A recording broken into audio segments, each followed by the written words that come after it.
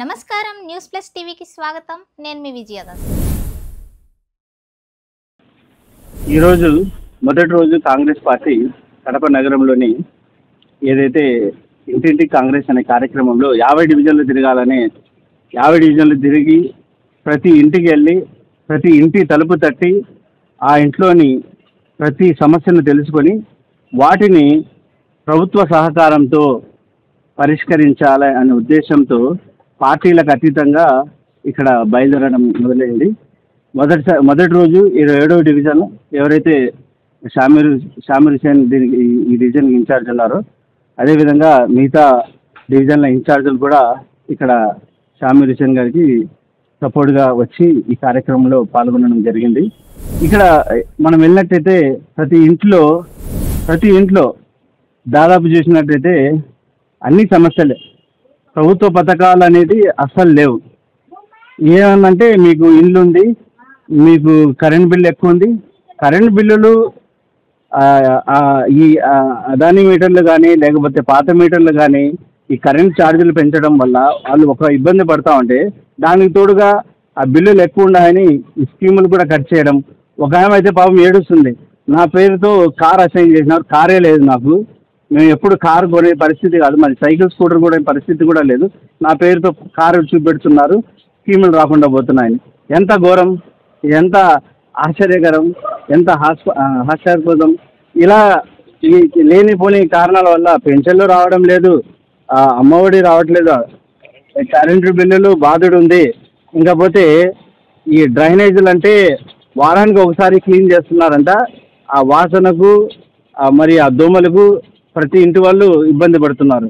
So ఈ విధంగా చూసుకుంటా పోతే రోడ్లు క్లీనింగ్ అయితే అస్సలు లేదు, ఎవరు వచ్చి ఊడ్చడం అయితే అస్సలు లేదు. ఇటువంటి సమస్యలు చాలా ఉన్నాయి. ఇవన్నీ కనుక్కొని తగిన డిపార్ట్మెంట్కు కమిషనర్ కానీ వీలైతే కలెక్టర్ కానీ అదేవిధంగా ఏ డిపార్ట్మెంట్కు ఏ సమస్యలు తీసుకుని వెళ్ళి ప్రజల పక్షాన ప్రజల కోసం ప్రజల తరఫున నిలబడి వాళ్ళ సమస్యలను తీర్చాలనే ఉద్దేశంతోనే ఈ కార్యక్రమం మొదలుపెట్టినాము. ఇంటింటికి కాంగ్రెస్, ప్రజల సమస్యల పరిష్కారానికై కాంగ్రెస్ అనే ఈ నినాదంతో ఇక్కడ బయలుదేరడం జరిగింది. ప్రజలు చాలా ఆనందంగా మమ్మల్ని పలకరించి వాళ్ళ సమస్యలు పంచుకుంటున్నారు, ఏడుస్తున్నారు. కొందరైతే కళ్ళ నిండా మాకెవరు పట్టించుకునే నాదుడే లేదని ఏడుస్తున్నారు.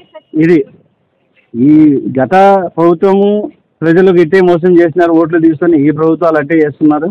సో ఇవన్నీ వెళ్ళాలంటే ప్రత్యామ్నాయం కాంగ్రెసే అని అందరూ చెప్పడం అనేది మాకు చాలా ఆనందకరం.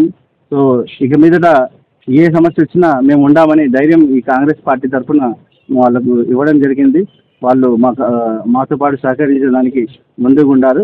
కేవలం మనం ప్రజల సమస్యల కోసం వెళ్తున్నాం, పొలిటికల్ ఇష్యూ అనేది కాదు. ఇక్కడ ప్రజల సమస్య ఎలాగైతే రాహుల్ గాంధీ గారు మీరు చూసినట్టయితే పార్టీ ఇష్యూ కాకుండా మన రాజ్యాంగాన్ని కాపాడాలా, ప్రజాస్వామ్యాన్ని కాపాడాలనే నినాదంతో పార్టీలకు అతీతంగా ఓట్ చోరీ నినాదం తీసుకొని దాంట్లో ఎన్ని అవకతవకలైనాయి అని తెలుసుకోవాలని ఈసీ గారిని అప్రోచ్ అయినట్లయితే ఆయన సాఫ్ట్ కాపీ ఇవ్వకుండా హార్డ్ కాపీ 7 అడుగులు ఎత్తు బండలు ఇస్తే ఎన్నో రోజులు దాని మీద ఎంతోమంది కష్టపడి ఒక ఇంట్లో 80 ఓట్లు రావడం ఏంటి, ఒక ఇంట్లో 80 ఓట్లు, ఒక్కొక్క మనిషికి 4 ఓట్లు, ఇలా ఈ చోరీలన్నీ ఆధారాలతో బయట పెట్టినప్పుడు ఎన్డీఏ ఎంపీలు కూడా కలిసి ఆయనతో పాటు మార్చ్ చేసినారు. 300 ఎంపీలు, అన్ని పార్టీలు ఎంపీలు వచ్చి ఈసీని ప్రశ్నించడానికి వెళ్తే రాహుల్ గాంధీ గారిని అదేవిధంగా ప్రియాంక గాంధీ గారిని అరెస్ట్ చేయడం ఇది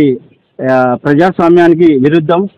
అదేవిధంగా ఈయన అంటారు మన ఈసీ గారు అక్కడేమీ అవకతవకలు జరగలేదు, అవన్నీ అబద్ధమని కొట్టి పారేయడం పెద్ద విషయం కాదు. ఏదైతే రుజువులు చూపించినారో ఆ రుజువు మీరు తీసుకొని దానికి సమాధానం చెప్పాలా. రుజువులు లేకుండా నోటితో చెప్పడం అది సరైన పద్ధతి కాదు. ఈరోజు మన ప్రజాస్వామ్యము చాలా క్లిష్ట పరిస్థితుల్లో ఉంది.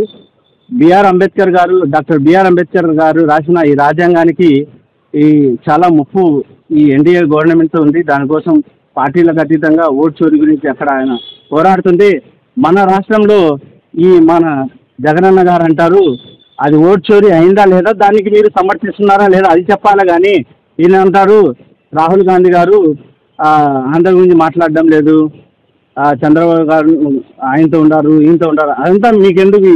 ఇప్పుడు టాపిక్ ఏం నడుస్తుంది?